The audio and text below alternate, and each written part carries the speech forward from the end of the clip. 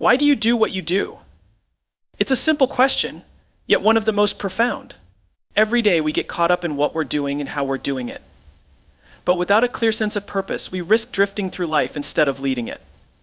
Purpose isn't just a personal driver, it's the heartbeat of every great leader, company, and movement. Disrespect. It's something we've all experienced, whether it's a passing remark, a deliberate action, or simply feeling undervalued. It's easy to react emotionally in these moments. After all, we're human. But true leaders know that how we respond to disrespect is where our real power lies. Today, let's explore 5 practical ways to turn these challenging moments into opportunities to lead, grow, and rise above. Fear. It's one of the most universal emotions we experience. Whether it's fear of failure, rejection, or the unknown, it can paralyze us if we let it. But here's the truth: fear isn't the enemy. Fear is information. The question isn't how do we eliminate fear? Instead, it's how do we use fear to propel us forward? Let's explore how we. What if I told you that the greatest tool for leadership isn't power, strategy, or intelligence, but empathy? In a world driven by competition and rapid change, empathy is often overlooked, dismissed as soft. But the truth is, it's the foundation of real connection, trust, and influence. Leaders who embrace empathy not only inspire loyalty, but also create cultures where people thrive. Today, let's dive into why empathy is the ultimate game changer for leaders everywhere. Starting over. It's one of the scariest things we face in life. Whether it's changing careers, leaving a relationship, or pursuing a dream, the idea of letting go of love or well can feel overwhelming. But here's the truth: new beginnings are not about endings, they're about growth, possibility, and becoming the version of ourselves we were meant to be. Today, let's explore how to find the courage to start over. Resilience isn't about avoiding failure, it's about how we respond when things go wrong. Life will inevitably throw challenges our way, but it's in those moments that our true strength is tested. Resilience isn't a trait you're born with, it's a skill you can develop. Failure doesn't define you, how you choose to learn from it does. Instead of viewing setbacks as the end of the road, shift your perspective and see them as valuable lessons that offer insights and growth. This mindset is what separates those who stay stuck from those who rise above. Resilience isn't a one-time action, it's a commitment to showing up day after day. Even when things seem tough, it's your persistence that keeps you going. Every time you get back up, no matter how many times you've fallen, you build strength. In tough times, it's easy to get overwhelmed by what's out of our control. But resilience comes from focusing on the things you can influence. Whether it's your mindset, your reactions, or your actions, these are areas where you have the power to make a difference. Resilience doesn't mean doing it all alone. Surround yourself with a network of people who support and uplift you. When you face challenges, don't hesitate to reach out for help or lean on those who believe in you. We're stronger together. It's important to be kind to yourself when things don't go as planned. Instead of beating yourself up, recognize that setbacks are part of the journey. Treat yourself with the same compassion that you would offer to a friend who. Leadership isn't just about being in charge, it's about inspiring others to follow you, not because they have to, but because they want to. Positive leadership is about creating an environment where people feel valued, supported, and empowered to be their best selves. It's about leading by example and making the world a little better because you showed up. Today, let's explore how the power of positivity can transform not just you, but those around you. Great leaders don't just manage, they inspire. They paint a picture of a brighter future and show others how they can be a part of it.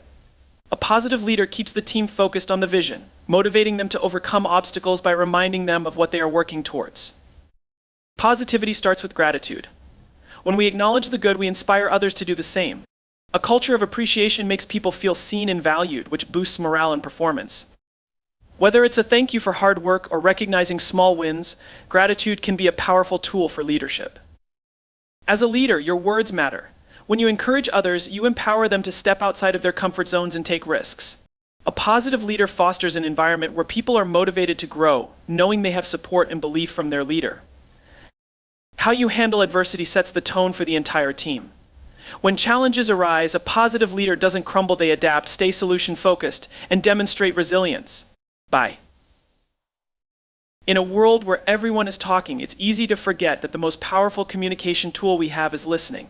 Active listening isn't just about hearing words, it's about fully understanding, empathizing, and connecting with others on a deeper level. As leaders, we often focus on speaking and giving direction, but the true magic happens when we take the time to listen deeply. Today, let's dive into the art of active listening and how it can transform your relationships and your leadership. Too often, we listen with the intent to reply instead of understanding. Active listening means giving the speaker your full attention, processing their message, and responding thoughtfully. This doesn't mean you need to agree with everything, but it's about respecting their perspective and engaging from a place of empathy and curiosity. To truly listen, you must be present mentally, emotionally, and physically.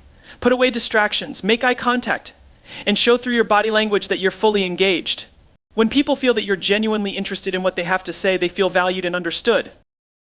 Active listening isn't just about hearing someone's words, it's about digging deeper. When you ask open-ended questions that encourage others to share more, you show that you care about their insights and opinions. This promotes deeper conversations and stronger connections. Empathy is key in active listening. Instead of offering solutions or judgments immediately, reflect back what you've heard and acknowledge their feelings. Simple statements like "that must have been difficult" or "I see why you feel that way" validate their experience and help strengthen the bond between you. Active listening is not a one-way street, it's about creating a dialogue. Offer feedback that encourages continued discussion and reflection. This could be as simple as summarizing what's been said or asking if there's more they want to share. The goal is to create an environment where open, honest communication flows freely. In a world that often celebrates strength as invulnerability, we've been conditioned to believe that showing weakness or emotions is a sign of failure. But what if I told you that true strength lies in our vulnerability? That being open and authentic, even in the face of challenges, is one of the most powerful ways to lead. Today, we'll explore how embracing vulnerability not only enhances your leadership but also builds trust, fosters deeper connections, and empowers others to do the same. Authentic leadership is built on honesty, integrity, and openness. When you lead from a place of vulnerability, you show others that it's okay to be imperfect, to have setbacks, and to ask for help. Vulnerability humanizes you as a leader. It allows others to relate to you, trust you, and connect with you on a deeper level. This builds a culture of authenticity where others feel safe to be themselves. When you share your own struggles and challenges, you allow others to see the full spectrum of your journey. This doesn't mean oversharing or dwelling in negativity, but rather letting people know that you, too, are on a learning path. Sharing your difficulties allows others to feel less isolated in their own and promotes empathy among your team. As a leader, when you model vulnerability, you create an environment where others feel empowered to share their ideas, concerns, and experiences without fear of judgment. This openness is essential for innovation, problem-solving, and collaboration. Vulnerability isn't weakness, it's the bridge that connects us all and sparks meaningful conversations. One of the most vulnerable things we can do is to admit when we don't have all the answers. Yet the strongest leaders do exactly that. They embrace uncertainty, show courage in the unknown, and demonstrate that asking for help is a sign of strength.